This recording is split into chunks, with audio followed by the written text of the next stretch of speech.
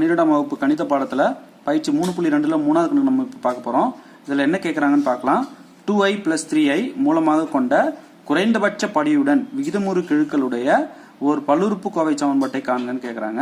இதில் ஒரு மூலம் அவங்க கொடுத்துருக்காங்க. நம்ம கண்டுபிடிக்க போகிற பல்லுறுப்புக்கோவை சமன்பாட்டுக்குள்ளே அதோடைய ஒரு மூலம் கொடுத்துருக்காங்க. ஆல்ஃபான்னு வச்சுக்கிறேன். Alpha = 2i + 3, right? இதை இப்படி திருப்பி கூட எழுதிக்கலாம். 3 + 2i, இங்கே பாருங்கள், 3 + 2i இப்படி கூட எழுதிக்கலாம். ஓகே, இப்போ இது ஆல்ஃபா கிடைச்ச உடனே நான் பீட்டாவை என்னால் எழுத முடியும். ஏன்னா இந்த விகிதமுறு கெழுக்களுடையன்னு சொன்னதுனால நான் இந்த 2i கட் ஆகிற மாதிரி நான் இப்போ இன்னொரு மூலம் எழுத போகிறேன். So 3 - 2i. ஓகே, ஆல்ஃபா கிடச்சிருச்சு, பீட்டா கிடச்சிருச்சு. இந்த குறியை நான் மாற்றிருக்கேன், 3யோட குறியை நான் மாற்றலை. ஓகே, இப்போ மூலங்களின் கூடுதல் கண்டுபிடிக்கிறேன். ஆல்ஃபா + பீட்டா கூட்டும்போது என்ன ஆகும்? இங்கே பாருங்கள், 3 + 3 6 ஆகிடும்.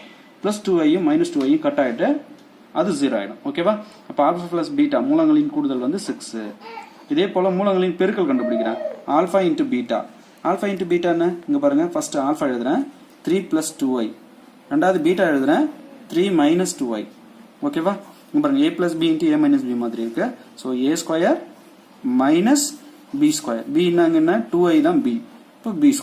ஸோ 3² பண்ணால் 9, 3 - 3 9 மைனஸ் இந்த ஸ்கொயர் இதுக்கு உள்ள கொடுங்க, 2² i². இது ரெண்டுக்குமே சொந்தம் இந்த ஸ்கொயர். இப்போ உள்ள கொடுத்துட்டோம். ஸோ 9 - 2² 4, i² வந்து -1. அதை மைண்டில் வச்சுக்கோங்க. i² = -1. இது கலப்பெண்களை நம்ம படிச்சிருக்கோம். ஸோ -1 இங்கே போடும்போது என்ன ஆகும்? இந்த மைனஸ் இந்த மைனஸ் ப்ளஸ் ஆகிடும்.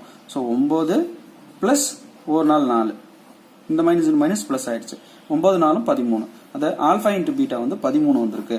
அப்போ மூலங்களின் கூடுதல் கிடைச்சிருச்சு, மூலங்களின் பெருக்கல் ஆல்ஃபா × பீட்டா 13 கிடைச்சிருச்சு. இப்போ குறைந்த படியுடைய ஒரு பல்லுறுப்புக்கோவை கேட்குறாங்க இல்லையா? அப்போ நம்ம 10th படிச்சிருப்போம், ஞாபகம் இருக்கா பாருங்க.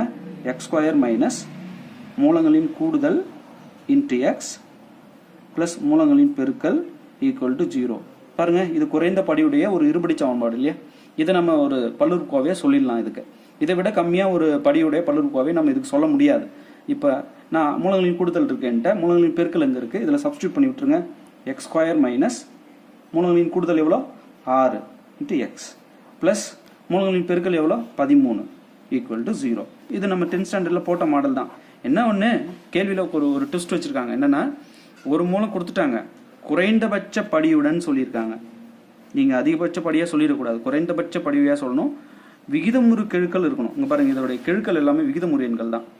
பாருங்கள், 1 - 6 இதெல்லாம் வந்து பார்த்தீங்கன்னா எக்ஸின் கெழு, எக்ஸ்ஒயின் கெழுலாம் பார்க்கும்போது இங்கே கான்ஸ்டன்ட் கூட நமக்கு விகிதமுறு எண்ணு தான். அதனால் விகிதமுறு கெழுக்களுடைய பல்லுறுப்புக்கோவையை நம்ம இதை சொல்லியிருந்தாங்க.